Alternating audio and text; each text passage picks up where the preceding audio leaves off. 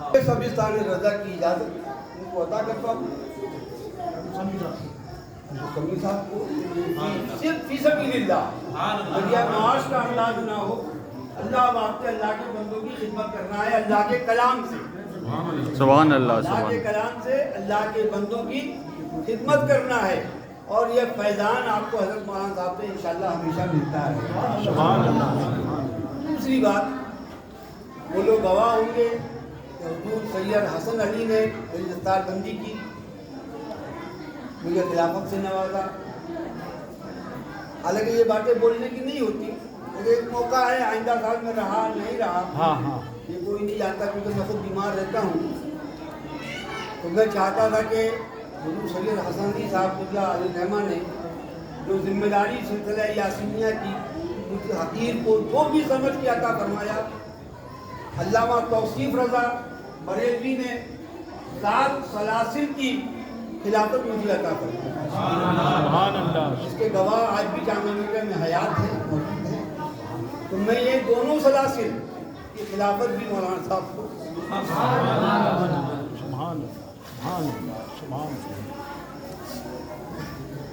عطا کرتا ہوں، اور اس نیت سے کہ بیٹا دین کی خدمت کرو، جیسا تمہارے نانا نے کبھی کوئی اپنے ذریعے اپنے نجی فائدے کے لیے نہ کبھی دین کی خدمت کی، تو تم بھی اسی طریقے سے اللہ کی رضا کے لیے، اللہ کی خوشنودی کے لیے تم یہ خدمات انجام دو۔ حضرت مولانا صاحب کے مزار شریف کی ذمہ داری تمہارے سر ہے، جو لوگ بھی حاجت مند آتے ہیں ان کی حاجتوں کے لیے حضرت مولانا صاحب کی بارگاہ میں عریضہ لگا دو، کیونکہ جو قریب ہوتا ہے اس کے عریضے کی قدر ہوتی ہے، بے شک، قریب ہوتا ہے اس کے عریضے کی قدر ہوتی ہے۔ ایک بھکاری آتا ہے مانگتا ہے کچھ دے دو، لیکن جب وہ تمہارے بچوں کا وسیلہ بنا کے مانگتا ہے تو تم کچھ نہ کچھ دے دیتے ہو۔ تو ایسے ہی بزرگ جو ہیں حضرت مولانا صاحب کے یہ نواسے ہیں، ماشاءاللہ عالم بھی ہیں، امام بھی ہیں، اور ان 10 سالوں میں میں نے ان کی زندگی کو دیکھا ہے،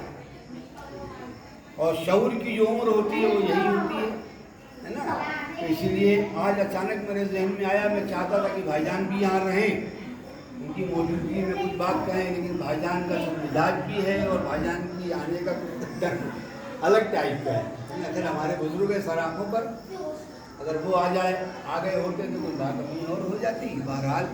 آج میں تمام لوگوں کی موجودگی میں اور بالخصوص حضرت مولانا صاحب کے اس کے مبارک موقع پر حضرت کو حاضر و ناظر جان کر ان کی وہ تمام چیزیں جو انہوں نے مجھے عطا فرمائی تھیں میں فی سبیل اللہ آپ کے حوالے بس یہی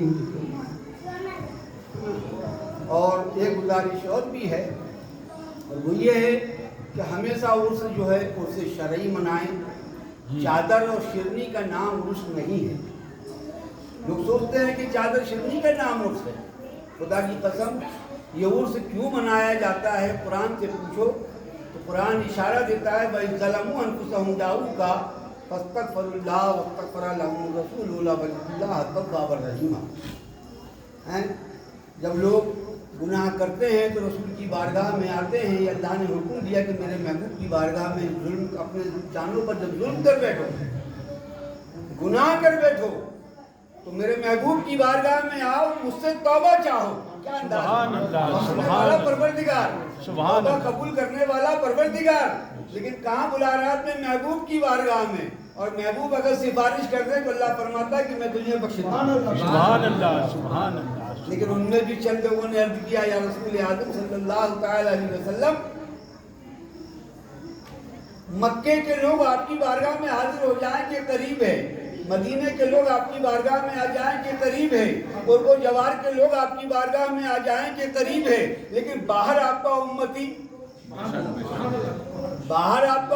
اگر اپنی جانوں پر ظلم کر بیٹھے، نفس میں ظلم کر بیٹھے، وہ ہلاک ہونے کے کاغار پر ہو، رب کی بارگاہ میں توبہ چاہنے کے لیے وہ کس کی بارگاہ میں جائے، کیونکہ غریب ہے، اس کے بعد اتنا مال و زر نہیں ہے۔ میرے آقا نے ارشاد فرمایا کہ میرے بعد मेरी उम्मत के उलमा होंगे, सुभान अल्लाह, उम्मत सुभान के औलिया अल्लाह, होंगे। सुभान जो अल्लाह, काम सुभान तुम अल्लाह, मुझसे ले सकते हो वो मेरे नाइब की बारगाह में चले आना। सुभान अल्लाह, सुभान अल्लाह, अल्लाह रब्बुल इज्जत का कितना बड़ा करम है, क्या सारी दुनिया में औलिया किराम की जमात मौजूद है। सुभान अल्लाह, सुभान अल्लाह, हक और है। हम हर इलाके के वो लोग जो जहाँ जा सकते हैं वहाँ जाकर के अपने रब अपने गुनाहों की अपने रब के हुजूर तौबा करें। साहिब मज़ार ने अगर उनकी सिफारिश कर दिया नाइब रसूल होने के एतबार से और अल्लाह ने उसे कबूल फरमा लिया तो यकीन जानिए कि यहाँ आना उसके लिए कारगर साबित हो जाएगा, यहाँ आना उसके लिए नजात का बाइस हो जाएगा, यहाँ आना उसकी मग़फ़िरत की जिम्मेदारी हो जाएगी।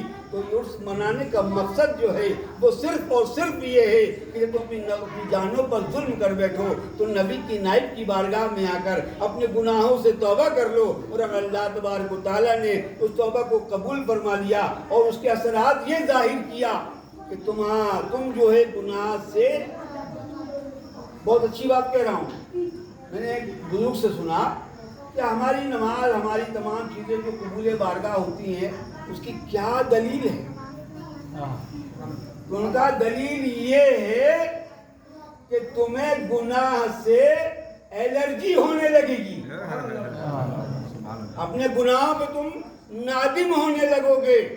और तुम गुनाह के कामों से घृणा करने लगोगे और जब तुम उससे घृणा करने लगोगे तो यकीनन तुम्हारा नफ्स तुम्हें दीन की तरफ ले आएगा, इबादत इलाही की तरफ ले आएगा। ये उसकी दलील है। जैसे कुरान में दूसरी जगह इरशाद फरमाया कि या अय्युहल्लज़ीना आमनू कुतिबा अलैकुमुस्सियाम कमा कुतिबा अलल्लज़ीना मिन क़ब्लिकुम लअल्लकुम तत्तक़ून, कि रोजे तुम्हें फाका करने के लिए नहीं रखे गए हैं, रोजे तुम्हें भूखा रखने के लिए नहीं रखे गए हैं, बल्कि ये तुम्हारे अंदर तक़वा और परहेज़गारी